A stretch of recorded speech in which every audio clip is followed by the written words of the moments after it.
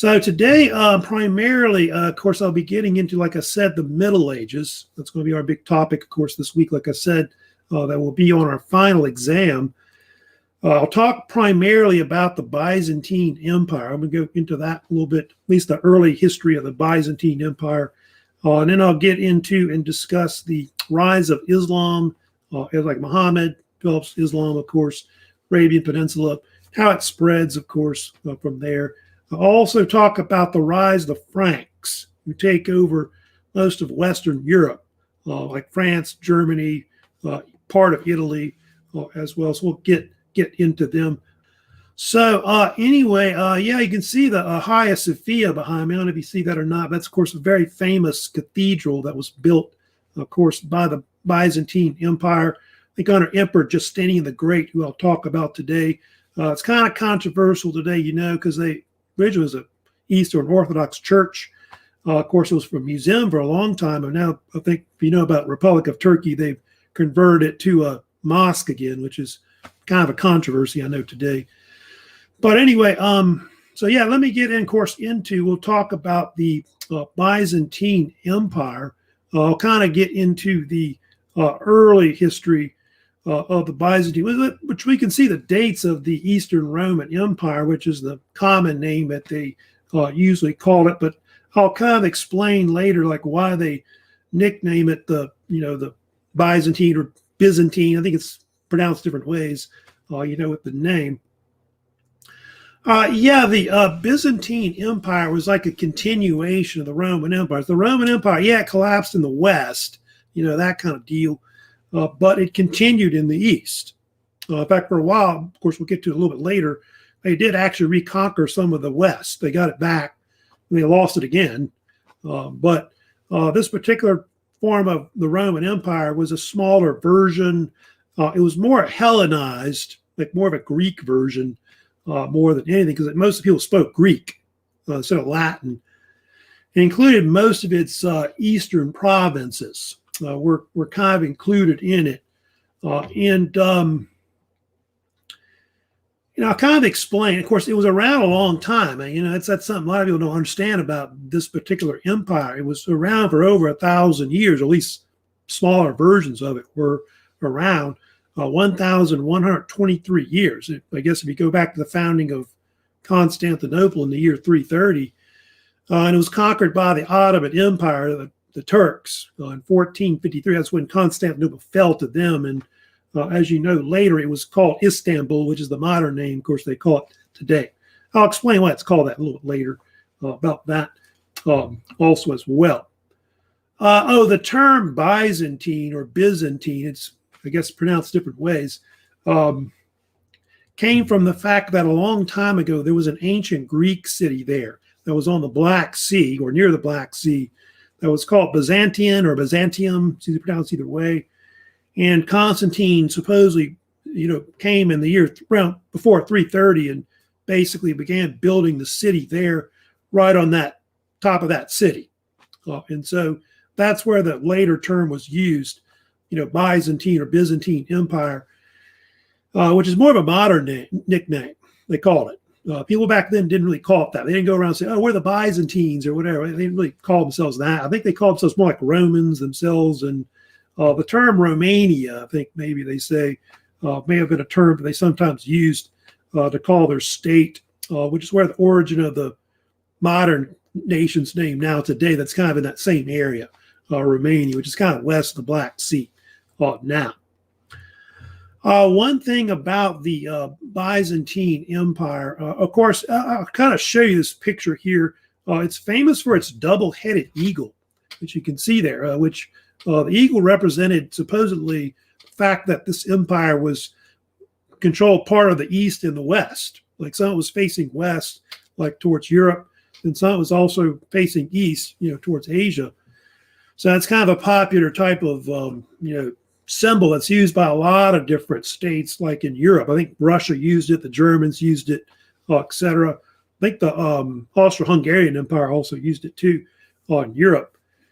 And one thing that's famous about the Byzantine Empire, it is one of the first major Christian states to form. So it was. Of course, most of its main religion was based off of Eastern Orthodox Christianity. That's why that's a big deal where the Hagia Sophia, it's been converted to a mosque, because a lot of Christians, like Orthodox Christians anyway, see it as where the holy seat of where that religion started a long time ago, especially in Russia. I know it's a big thing. And it was also where the Patriarch of Constantinople, kind of ran the church from. He was their religious leader. And so that is one thing that's kind of unique. And, Constantine the Great, built Constantinople as to be a Christian type city, more or less. They have other religions like Judaism and so on. I guess they were kind of minority religions and so on, but pretty much it was seen as a Christian state. Hey, Devin, what's going on? Nash is asking me about the exempt list. I'll do that later, of course, probably in week 8, probably about the weekend. I'll have a list later on Canvas. But anyway, I'll get to it later, but we'll get more into the peak of the empire itself, which is in the 6th century.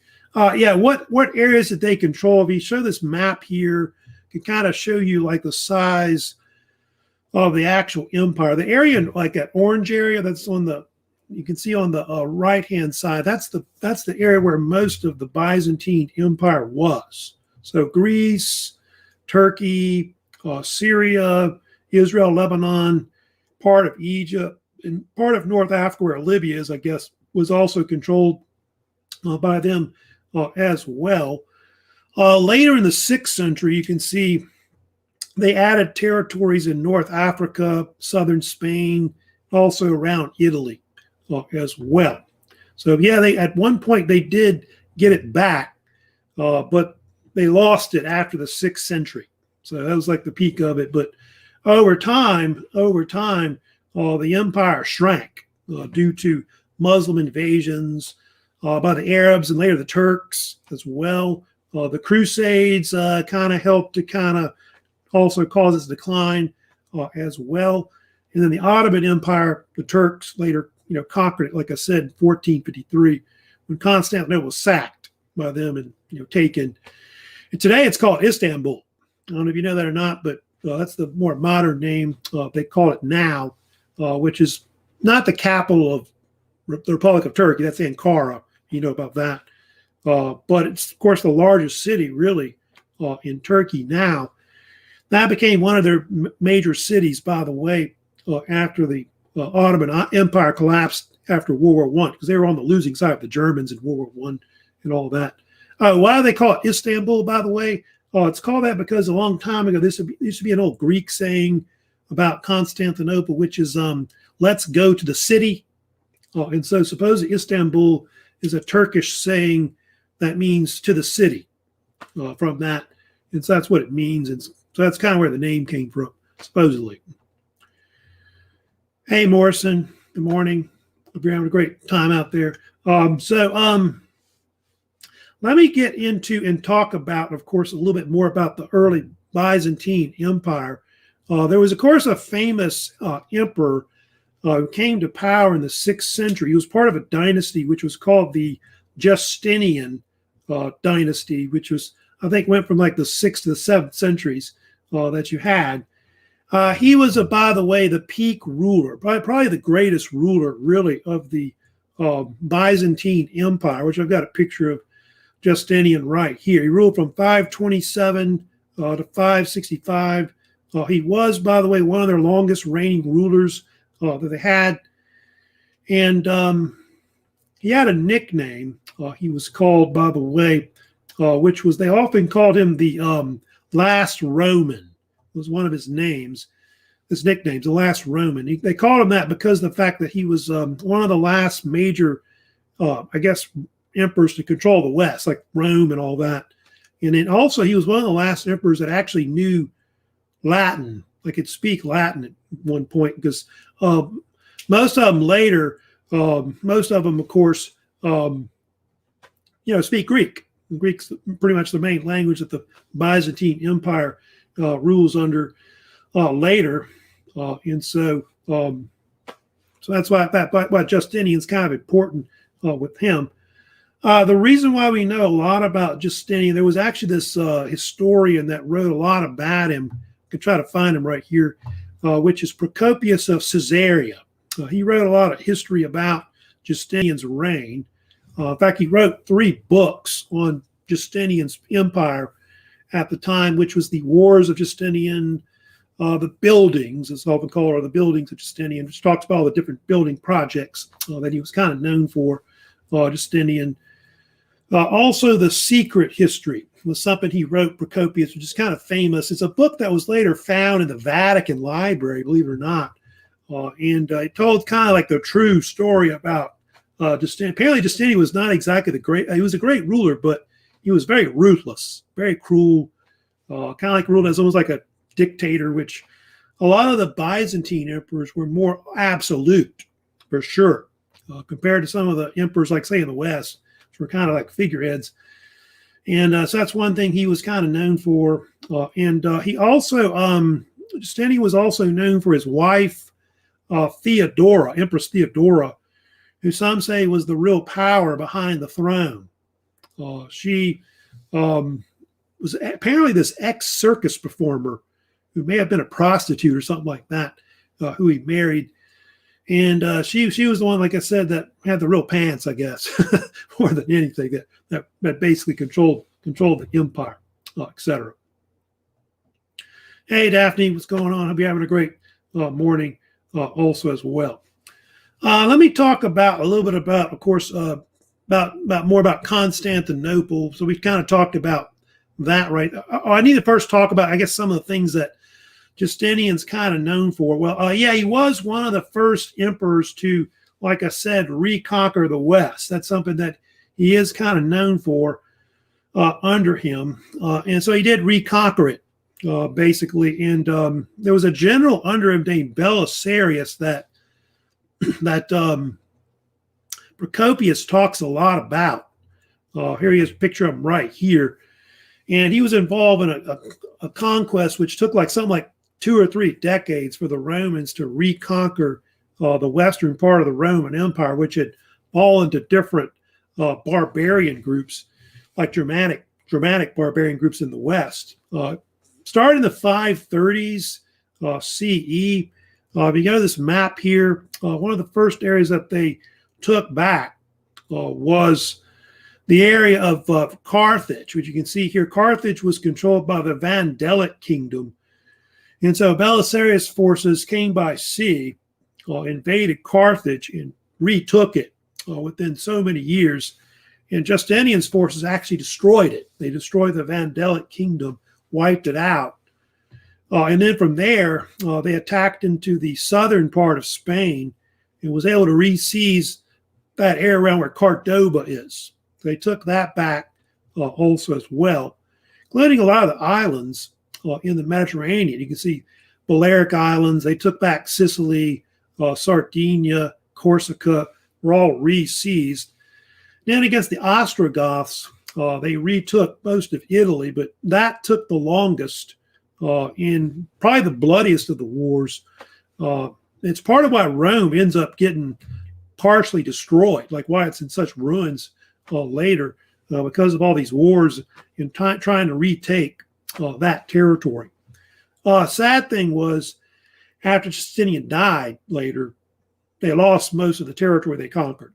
So within so many years, they got it back, the barbarians in the West. And so it was just kind of more or less all for nothing in the end. Other things that Justinian's kind of famous for, of course, I mentioned already, he built the Hagia Sophia. That was something he did during his reign, like I said. That was, of course, the famous cathedral or church, which became the center of, by the way, the religion, the Orthodox faith, the Byzantine Empire today. So he built that. Hagia Sophia, by the way, means the Church of Holy Wisdom. That's what it means in Greek.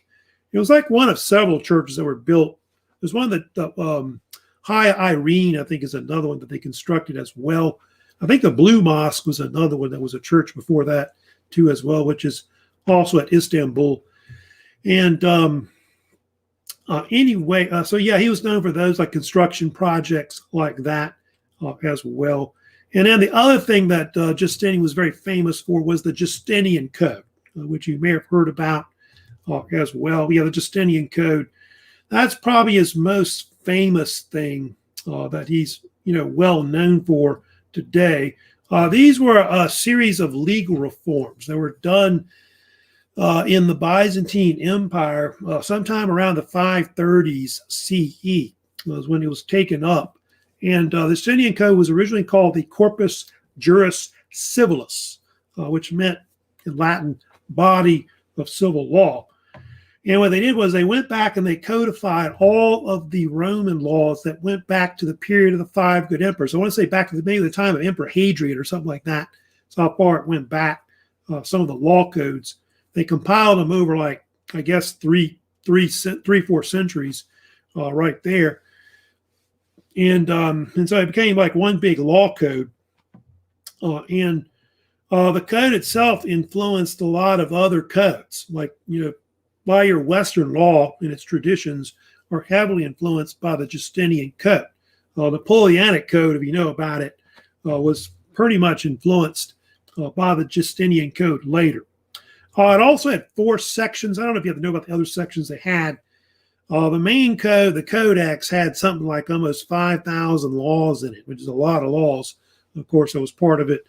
They also had like the Digest, which was a series of commentary in legal opinions by various lawyers in Roman history that went back many years. I think that was something like 50 volumes in that too, as well. The Institutes was like kind of like this textbook on how to teach students how to read the law codes, like how to do it and all that. Then the Novella was like a series of new laws that were created after the Justinian Code was created. It's where I suppose where the word novel comes from, like a novel, the word, for like a book, fiction book, of course, today. But yeah, that's one of the things he's kind of known for, Justinian, so-called Justinian Code, which I guess is his legacy now, if you think about it today overall. There were other things that happened on Justinian that were kind of bad. They had the so-called plague of Justinian that broke out during his reign that Procopius also commented about too in some of his books. And it was a massive outbreak of bubonic plague that killed, they think, several million people within the Byzantine Empire. They think it was a major cause of why their empire declined, not just because of, like, say, the Muslim invasions and things like that that were out there that caused its decline. But basically, yeah, it was one of those things that really, led to it later. Let me also talk about as well, get into and just kind of mention some of the other things about the Byzantine Empire, at least the Constantinople. I'll kind of go into like just talk about a few things about it that's kind of famous as well. Here's kind of a map of the actual city itself. Those are kind of some landmarks that are kind of important in the Byzantine Empire. That Great Palace, I don't know if you see that or not, but that's right in the middle on the bottom here. That was the main palace of the Byzantine emperors that they ruled from, which I think they ruled from like 800 years at one point. It was started by Constantine. Justinian added on to it, and other emperors added on to it later as well. So it's like one of their main palaces. It was also called the Sacred Palace as well. Most of it doesn't exist anymore. I think it's under the old city of Constantinople. Next to it is the Hippodrome. Hippodrome was the famous, or called the Hippodrome of Constantinople, was the famous racetrack where the Byzantines would basically put on like chariot racing, horse racing, and other kinds of forms of entertainment. It's pretty large in size. It was about 1,500 feet long, this actual racetrack. And now it doesn't exist anymore. I think there's some kind of square there now in Istanbul, but apparently that was a big thing in the Greek world, Greek-Roman world, of course, which was chariot racing, horse racing, which I'm sure a lot of gambling was also associated with as well. Hagia Sophia, of course, located right here. I just mentioned, of course, there's several churches that are kind of around that same area. They were built kind of to the north of the Great Palace as well. I've got a picture showing also the peninsula itself. One thing about Constantinople, it was built on a peninsula, which you can see here in this map, and was heavily fortified also as well. And so they built a lot of fortifications with the actual city. They were real famous. And there's actually this road that kind of ran westward, like from where like all the main buildings were, called the Mizu, which meant middle way or middle street. It was called. And they had a series of fortified walls that were built by multiple emperors. The most famous, of course, the Theodosian walls, probably the most famous that were constructed at Constantinople. And then they also had the Constantinian walls that were built too by Constantine the Great. So it's kind of like a double line of defense that they had. The Theodosian walls, of course, were built famously by Theodosius II, of course, a grandson of Theodosius the Great. It was built primarily to keep out barbarians like the Huns and other barbarians from attacking from the west. And so it's part of why Constantinople for many years was not taken, because it was heavily fortified capital. Also, they had a great naval power. That's another thing, too. The Byzantine Empire had a great naval power like the Romans did, which played a major role in the defense of the city and their empire. And they had this weapon they had that was very famous with their ships that they used, which was called Greek fire. And Greek fire was a type of incendiary weapon that was like a flamethrower, where they would shoot flames at like ships, like napalm. It would burst their ships into fire. And I think they say that the Byzantine Empire developed in the 7th century, and they used it for many years against enemies and stuff like that. So things like that kind of, helped to, keep them in power a long time, because they had a pretty good military. Whereas in the West, the Western Empire, their military was not as good. It was controlled mostly by Germans, who eventually took over the empire anyway. And so they didn't rely as much on mercenaries like they did in the West. Constantinople was also very wealthy for a long time throughout the Middle Age. Like most of the Asian trade went through the Black Sea, and their port was very wealthy. They were so wealthy that the port of Constantinople, that they call it the Golden Horn, was one of the nicknames that they often called it. So the Byzantine Empire, like I said, stood for a long time, but over time in the Middle Ages, it would eventually decline, mostly due to the rise of Islam, which I'll, of course, get into also today. So I'll come back and maybe talk about some of these other things later about that period. But we're going to, of course, move on to talk about I want to get into the rise of Islam a little today as well, which also happened in the Middle Ages. You got that particular event occurring, and which happened mostly in the Arabian Peninsula, where majority of that, especially the western part, is Saudi Arabia. Of course, you've got Islam, forms there, which, Islam is one of the 3 Abrahamic religions, right? We've already talked about Judaism and the rise of Christianity. Well, in the 7th century, you got Islam, of course, that was founded by the Arab prophet Muhammad. A lot of Muslims, they think he was one of the last great prophets that they had, that went back to the time of Moses and all that. And originally Muhammad was actually a merchant. He was from Mecca, anyway, he began to have these visions, if you know about this, where he was visited by the angel Gabriel, and he was told that he was the last great prophet, and he was told to basically convert everybody to Islam, because most Arabs, about that in the Middle East, like especially in that area around the Arabian Peninsula, were pagans. They were worshiping all these different, polytheistic gods. I think they call them jinn spirits or something like that, that lived in nature in general. And so eventually he's going to spread it like throughout Saudi Arabia, Muhammad, and then from there it'll spread through like into 3 continents. It'll go into it'll go into Africa, also go into like Southwestern Asia. It'll even go into parts of Europe at one point.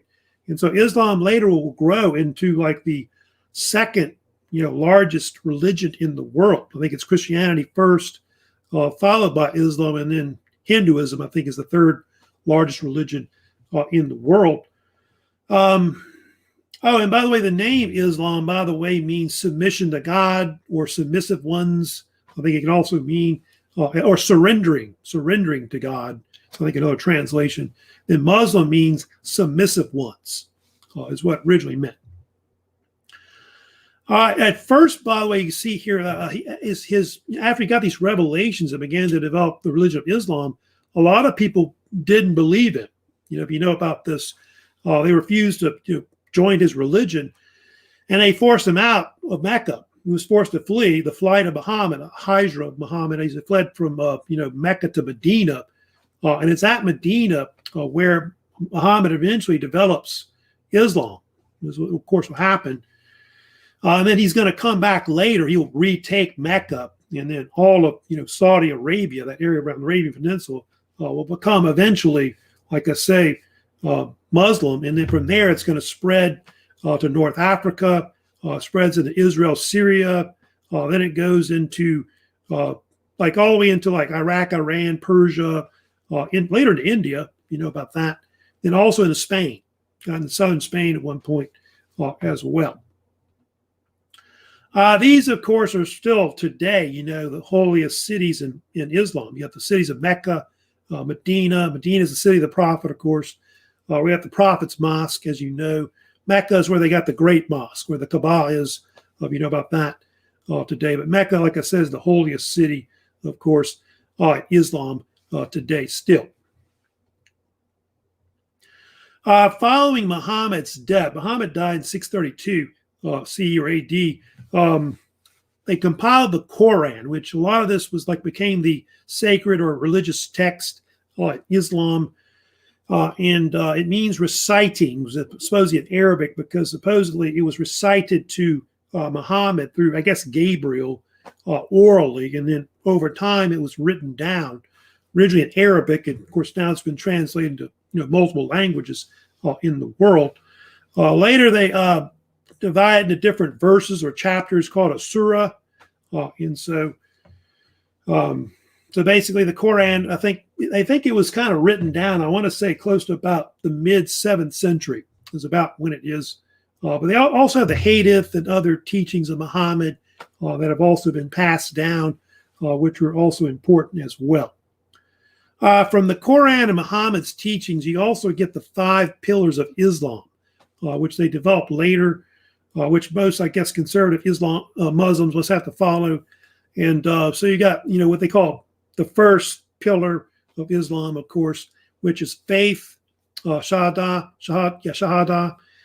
which is the idea of, faith, that you believe in Muhammad, in that, and also in Allah. That Muhammad is the only prophet, and of course, Allah is God.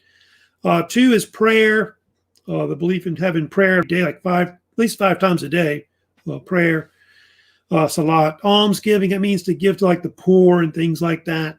Charity, zakat, fasting, psalm especially during Ramadan, also as well. And then the pilgrimage, that was another thing. The Hajj became also another thing that was a big thing with the pillars of Islam as well, which is the belief that a Muslim should make a journey to Mecca, Medina, where Muhammad lived, and all that, of course, in the Middle East. Which I think most should, most, devout Muslims do that, I guess, or try to do that, unless you're sick or something or too poor, that kind of thing. Famous mosque in, of course, Islam. I told you about some of these already. The Prophet's Mosque was supposedly the first mosque built, of course, which was built in Medina originally. The Great Mosque of Mecca, of course, was the other one, which has the Kaaba in it, of course, as well. Al-Aqsa Mosque is pretty big, too. It's in Jerusalem. built later on the Temple Mount, where the old Jerusalem temple was a long time ago. Then the Dome of the Rock was a shrine later built, they believe, I want to say around the 8th century. That was a type of Islamic shrine that was built to honor Muhammad. Supposedly it honors the site where Muhammad descended to heaven, right there. Well, it's been debated about whether Muhammad actually died in Jerusalem. I think he died actually, they think, in Saudi Arabia, but there's a Islamic belief that that's what happened later. But the Dome of the Rock is kind of controversial because the Jews think that was the site of where, you know, the story about this, where Abraham supposedly was going to sacrifice Isaac or something. I think that's what they say anyway. Or it may have been where or another theory I've heard is that also that's where the Ark of the Covenant was kept or something like that. And that's why it's kind of controversial with the Jews versus the, you know, Arabs and all that. Now, kind of some more slides here. Now, after Muhammad died, you can see Islam spread throughout the world. You can see here's kind of the areas that it kind of went into from Saudi Arabia, like we're in the Arabian Peninsula, as you can see, conquered most of that in that dark green area. Then you can see they pushed westward into Egypt, Libya, then into southwestern Asia, Israel, Syria, Persia, Iraq and Iran, North Africa, and then, of course, into Spain. Those are the bulk of the areas they kind of conquered early on, up to the early Middle Ages, you can see. Later, the Ottoman Empire pushed it further into parts of like Turkey, also into parts of like where Greece is in Eastern Europe, like the Turks do later. So it does get into parts of Eastern Europe, you're looking at right there. Now, the only thing is, though, after Muhammad died, they had these caliphs that came in, so-called successors to Muhammad. They took over, and there were actually these political religious leaders that most of them were not related to Muhammad, but they took over and pretty much led the religion and kind of spread the religion all over the world, you can see. And there were only 4 of them that were kind of the early ones that were kind of famous. They had Abu Bakr, who was his father-in-law Muhammad, like he had married one of his daughters. Omar, who was like an advisor to Muhammad, was also another caliph who was very famous. He was also a pretty good general. Omar was one of the greatest conquerors in Islam. He conquered more territory than any other Islamic conqueror or general. Uthman was a son-in-law of Muhammad, who was also one of his best friends as well. And then Ali was a cousin who also ruled. They kind of ruled one after the other, 1 through 4 there. All of them were murdered or assassinated at one point, which was kind of a conflict in early Islam. And one of the things that happened that's kind of famous, the Ali, after he was killed, like assassinated, it actually split Islam in half, like in the 2 religious sects. If you know about this, the Sunni, you know, Muslims, and yeah, those are the Shia or Shiite Muslims as well, which are more of a minority. I think I want to say the Sunni make up like 80-85% of Muslims, and then 10-15% or so are a minority of the Shiite, which I think the Shia type Muslims are mostly based around like where Syria, Iraq is, kind of around there somewhere. That's where they mostly are. And part of the conflict, if you know about this, was the Shiite Muslims believed that the successor to Muhammad should be somehow related to Muhammad, like a descendant, and not anybody that's not. That became a major conflict between the 2. Sunni, of course, disagree with this. They think it could be anybody, I guess, who's a good leader, who can, you know, lead, you know, Islam or whatever. And so that was a big difference between the 2 that kind of helped split them apart originally. Over time, they had these caliphate dynasties that also came in later. There's 2 of them. There's one called the Umayyad dynasty that was first, who reigned in the 7th, 8th centuries, which was based at Damascus, which was in Syria. They were related back to one of Uthman's relatives. We talked about, which I think was the third caliph. And it was like a general under him that kind of came to power. And he started the dynasty. He, of course, was not related to Muhammad, which was kind of a conflict. And, of course, the Shia didn't like this and broke away from them and all that.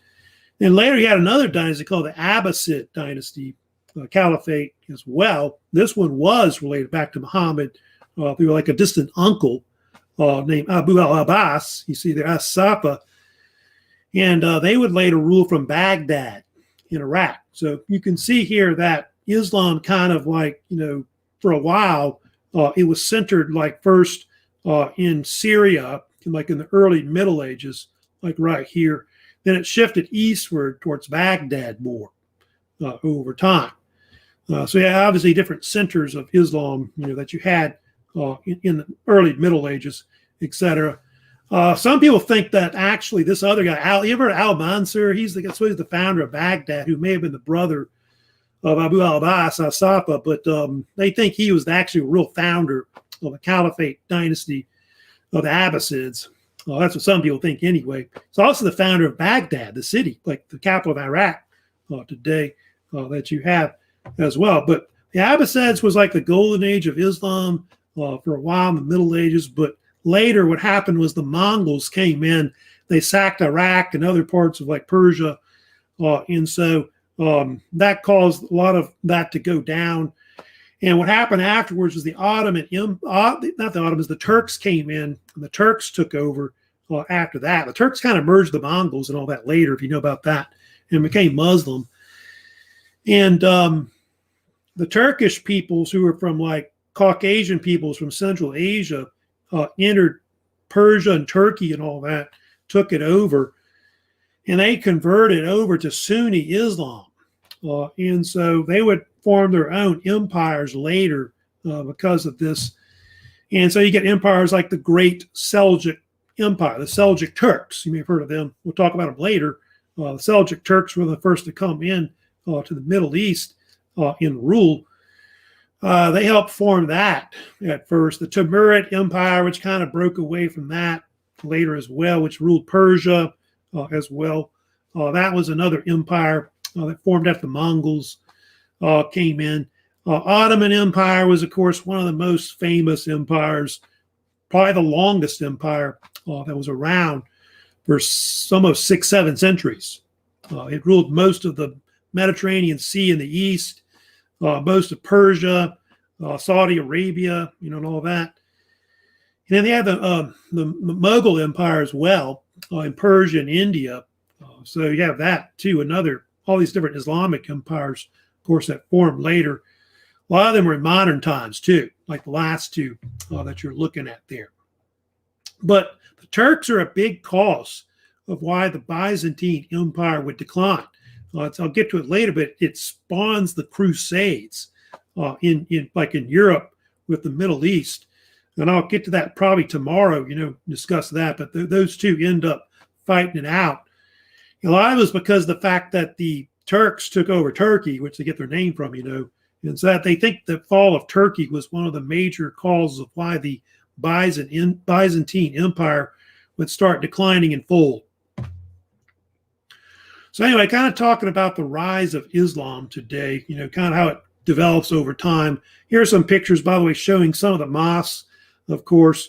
By the way, that is the so-called, they call it the Great Mosque of Mecca you're looking at right here. And the Kaaba supposedly holds this meteorite that is very sacred. It's like one of the last, I think, symbols of the old pagan days. They used to put a lot of these pagan idols in it or whatever. And it was supposedly kept, from a long time ago. Supposedly the Kaaba was built by Abraham or something, or Ibrahim as they call it, the Arabs, of course, a long time ago. Here's the other one, of course, I mentioned the Dome of the Rock, which has its famous gold dome to it. Later, the Templars later used it as their headquarters, by the way, when they took over Jerusalem, which is, of course, true about that. All right, let me go ahead and move on today. I want to go ahead and we're going to also talk about the early Middle Ages. So I want to, of course, get into that today and discuss, the background of the Middle Ages today. Of course, we'll get into talk about, the rise of the Franks. That's one of the big things that's kind of a major people that really take over Western Europe in the early Middle Ages. Well, we haven't really got into the Middle Ages itself, like the name and all that and where it came from. But the Middle Ages really starts, I think, with the collapse of the Roman Empire. It's really something more in Europe, like medieval Europe. And usually it starts around the 5th century, although historians do think that the Middle Ages goes back further, probably back to maybe the 3rd century when the Roman Empire started declining in Europe. But the peak of the Middle Ages is usually about 500 to 1500, usually in those dates that you're looking at right there. It's kind of rounded off, today. And the term Middle Ages is a term that evolved more into the late Middle Ages or modern times. In fact, the term medieval is more of a term they started using in the late Middle Ages. In fact, the word medieval means middle age, from the Latin term, which is medium evum. And so it became this nickname, for the Middle Ages, which they started using like during the Renaissance, the name. And so the name stuck, basically. But they call it Middle Age because of the fact that it was this middle period that was between like the fall of the Roman Empire in the modern times when the Renaissance began, like in Italy.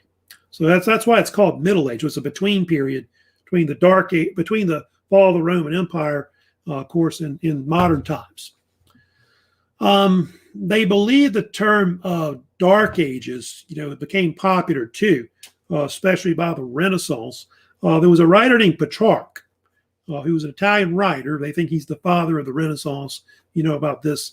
They say he's the one who coined the term Dark Age, being used when cultures and civilizations decline, like in history. And so that term has been often used a lot to describe different civilizations that have done this before. Remember, like the Greek Dark Age and all that we had before. And so, they had this period where in Europe, there's a decline in culture, etc., due to the decline of the Roman Empire. So most of the Dark Age they talk about is predominantly the early Middle Ages. That was the worst period of it. In high to late Middle Ages, it's not as bad. But obviously, it wasn't as advanced before, like, say, under the Roman period.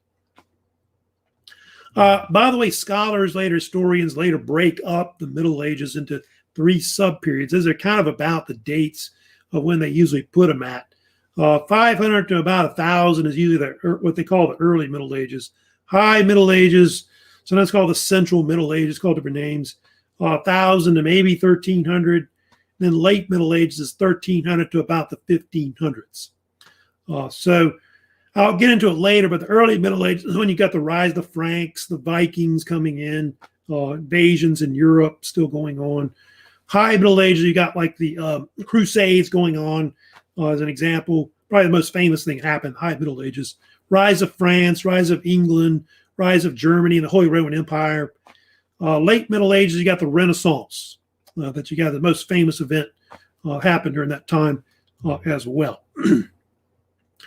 Exactly what was medieval culture like in Europe? Well, it was a mix of different cultures, mostly Germanic, but there's other like cultures that were non-Germanic too, like different Muslim cultures that were brought like into Spain.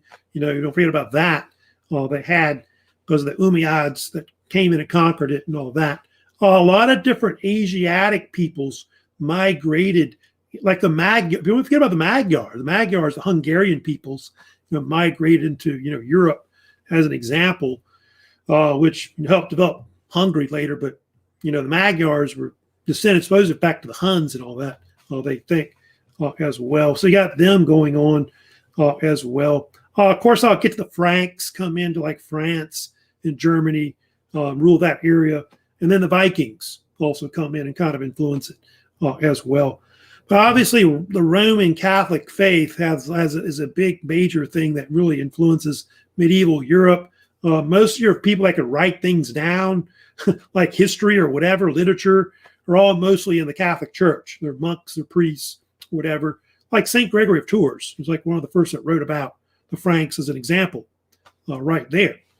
Or Einhard, a Christian monk that wrote about Charlemagne. The Venerable Bede, he wrote about the Anglo-Saxon culture, like in England. So most of them are in the church, as an example.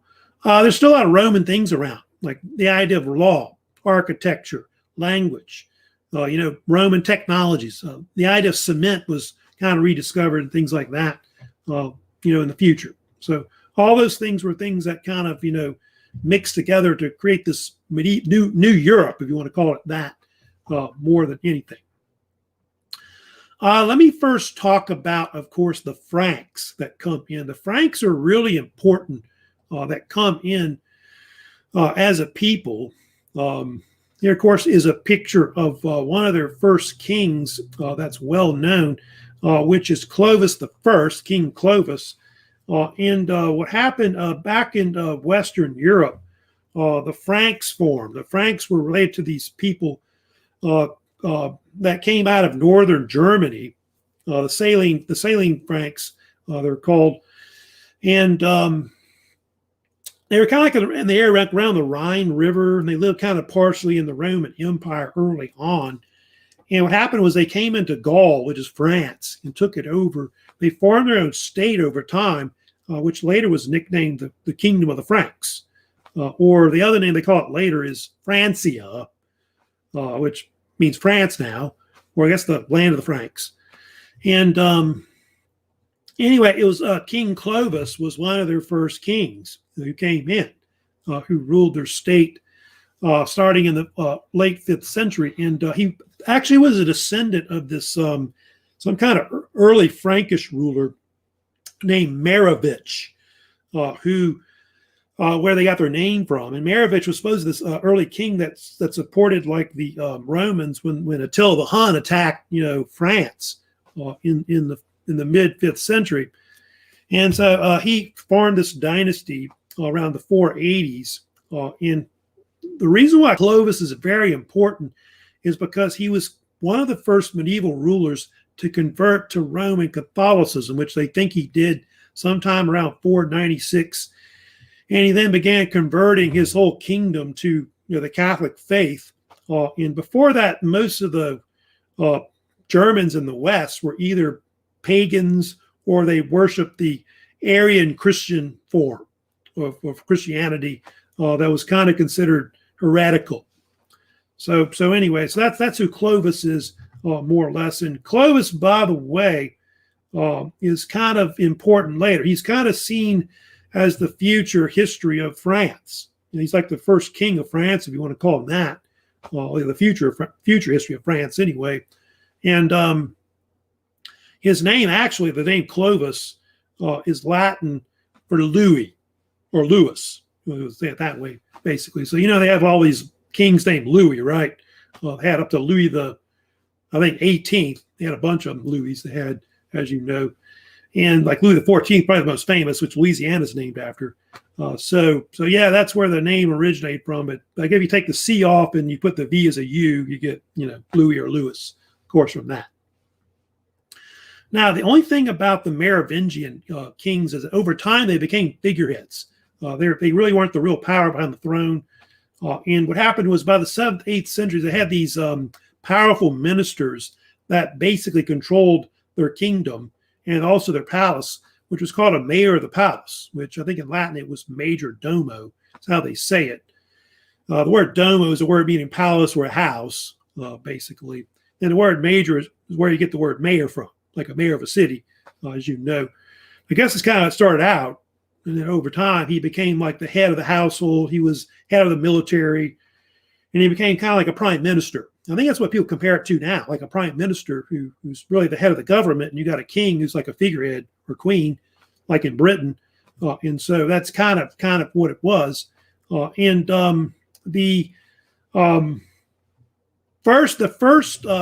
know about a lot of these Merovingian rulers, a lot of them came out of northern Germany, an area called Austrasia, which is kind of like an area that would be northern Germany, Belgium, and like also where the Netherlands is, like the Dutch Republic is, and all that later. And they controlled like a lot of the actual rule behind the throne of the Merovingians for like the 7th and the 8th centuries. Here's kind of a map showing you the area that they controlled.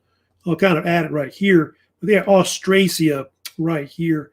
You can see over time that the actual area of the Franks that they controlled would expand. So it's mostly the state started here, this area right here. Aachen later will be one of their main cities they'll have. You see Aachen, Cologne, Metz. You may have heard of these cities that originally formed there. Then they pushed down into northern France where Paris is. Then you can see down in the Aquitaine, they controlled that area. So you can see the kingdom of the Franks would expand over time. Eventually, you'll see by the time of Charlemagne, it'll get into an area that's like France, part of Spain, Germany, and Italy. So it gets pretty large in size. Then you've got this other famous ruler, of course, who was a good example of one of the actual, mayors of the palace we're talking about, Major Domo, which is Charles Martel. He's really the most famous one they had. Martel was mostly known as a statesman and military leader, like a general, pretty much. And his Latin name, by the way, is actually Carolus Magnus, which means in Latin Charles the Hammer. Is what it means. Martellus is just, actually it should be Carolus. I got that wrong. It should be Carolus Martellus. Got that spelled wrong, just realized. Carolus Martellus was his actual name. And the reason why he was called the Hammer was because the fact that he was known for, he may have brandished a hammer in battle, but he was known for hammering his enemies. It should be Carolus Martellus there. That's correct. And one of the things that Martel was very famous for, he defeated a Muslim invasion by the Umayyad Caliphate, which occurred in the early 8th century, when mostly the Moors, which were like a mixture of like Arabic Berber peoples from like basically from Morocco, where North Africa, they invaded they took over Spain. You know about this, where Iberia is, Iberian Peninsula, crushed the what was the Visigothic kingdom. And then from there, they were going to invade France and take it over. And anyway, Martel's forces at the Battle of Tours in October of that year, near the city of Poitiers, I think also they called it, crushed them, basically. Almost wiped their force out, causing high casualties, like 10-1, I think, in casualties.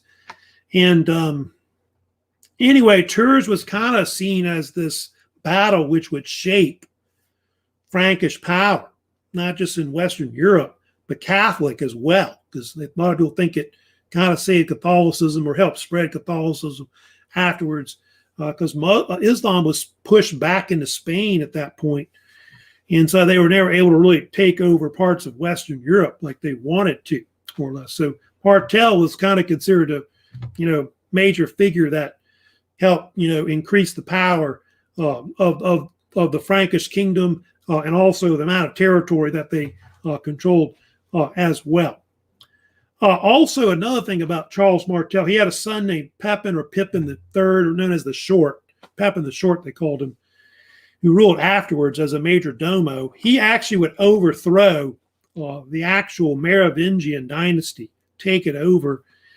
And he would actually start his own dynasty of kings called Carolingian that follows afterwards. So-called Carolingian dynasty named after Charles Martel.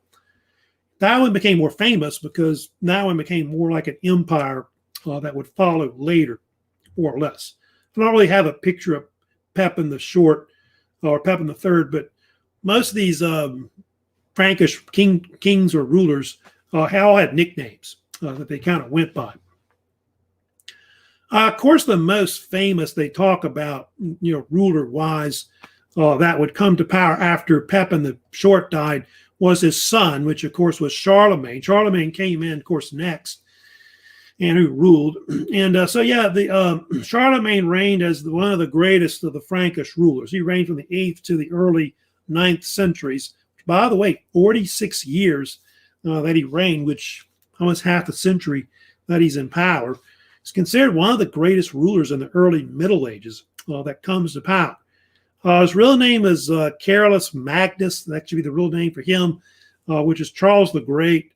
But later on, if you know about the French kind of slur the name, and if you look at the name, it's actually Charlemagne is actually Charlemagne, Charles the Great, basically right there. Which the word Carol is also the word like where you get the word Carl from. If you know about that, Carl or Carol, originates from that name. And his state will become an empire under Charlemagne. It'll kind of spawn, be called that later. Of course, it's called all kinds of names. I don't know if it really had an official name that it was actually called one point, because they called it Francia from a long time ago. And but his empire would expand over time, because if you go look at a map here of his empire, which is right here, early on his empire controlled most of like France from there, and then you can see he'll eventually take over like northern Germany, where Saxony is today, southern Germany, where Bavaria is. He also controlled northern Italy, and they think Charlemagne also later conquered part of the northern part of Spain, like above the Pyrenees, where Barcelona is today. So that's one thing about Charlemagne, which is kind of important about his reign. He's going to kind of unify Western Europe. He was one of the first rulers to actually do that since the Roman times. There was a writer, by the way, during his time that knew Charlemagne pretty good. His name was Einhard. Einhard was this Christian monk, like priest, that became his biographer.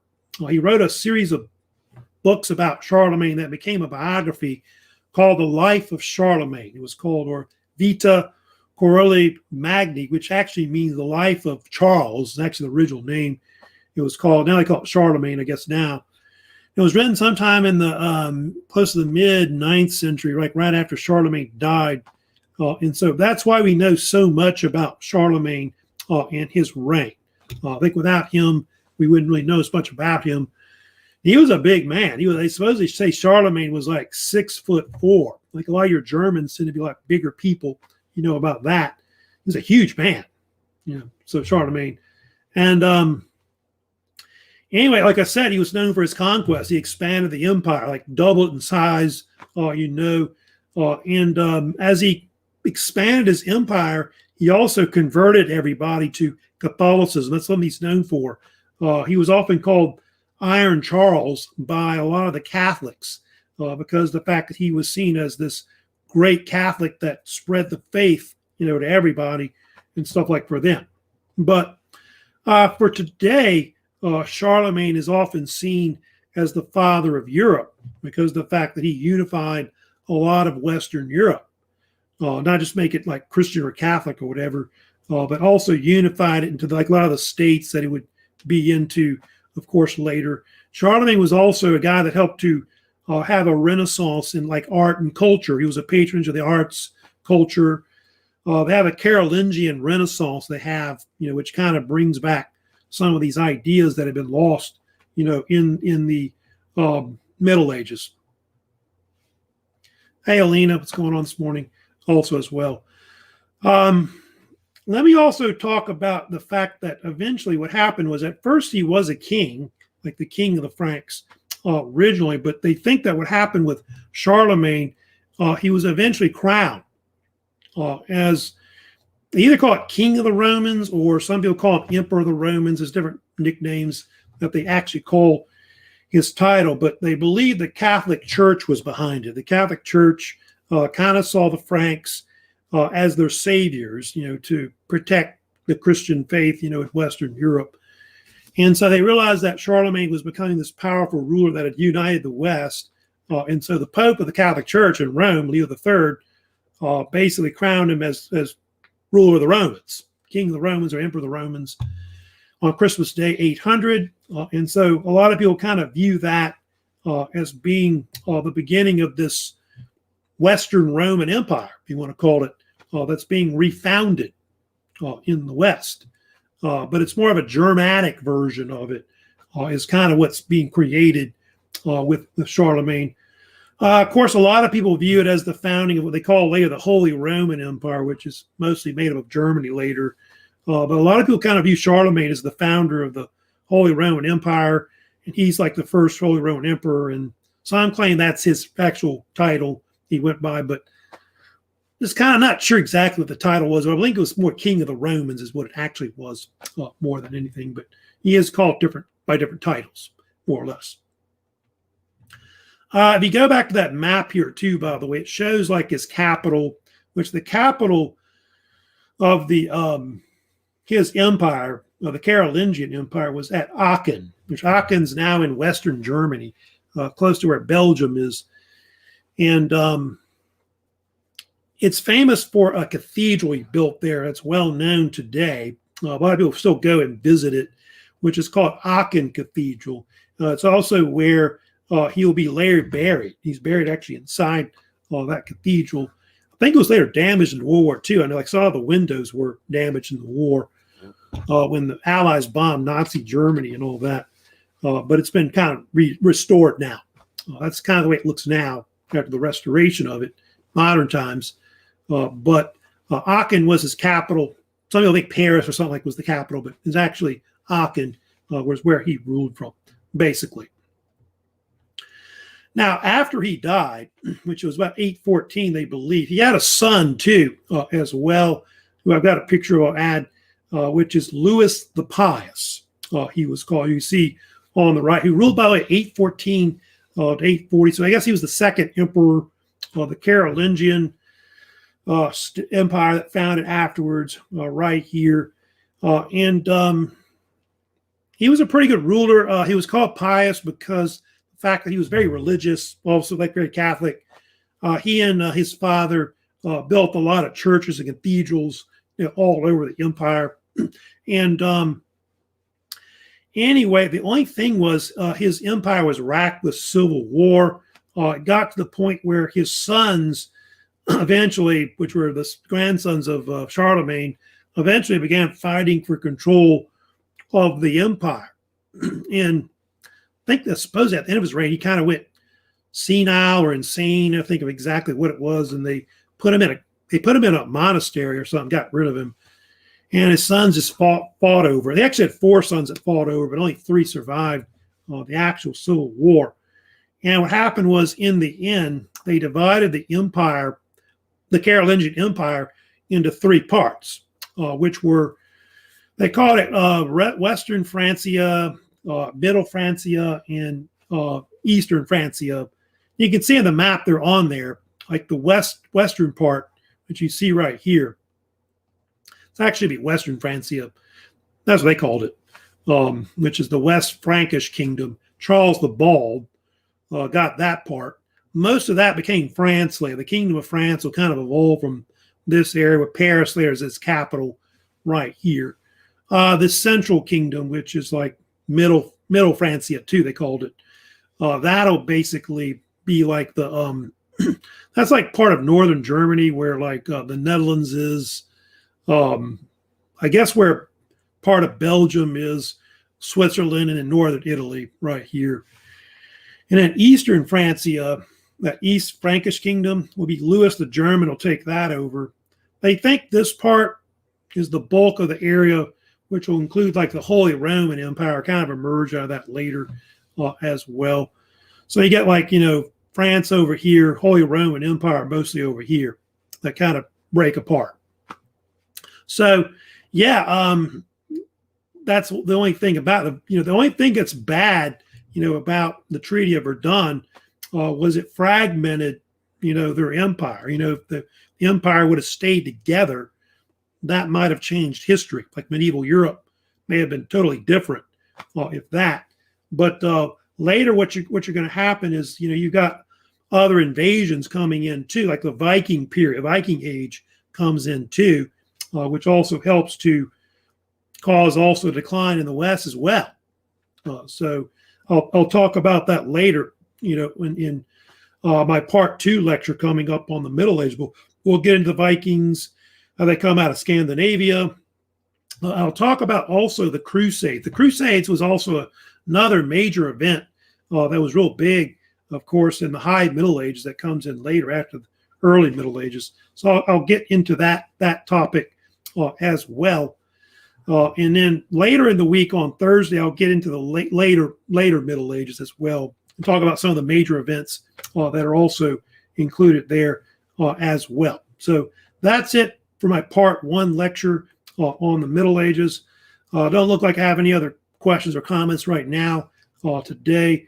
But if you have any other comments later, please let me know. Comments, questions, of course, on like my YouTube channel. If you have anything about anything, or if you have a question about the class, you can always email me since y'all got my email address and all that. So that's it for the week. Don't forget to, by the way, about assignments out. Your vocab, is due this week, week 7. I'm probably not going to have another like a 4th final vocab. So try to get that one done. And then you got 2 other quizzes on the Romans, which are not going to be on the final.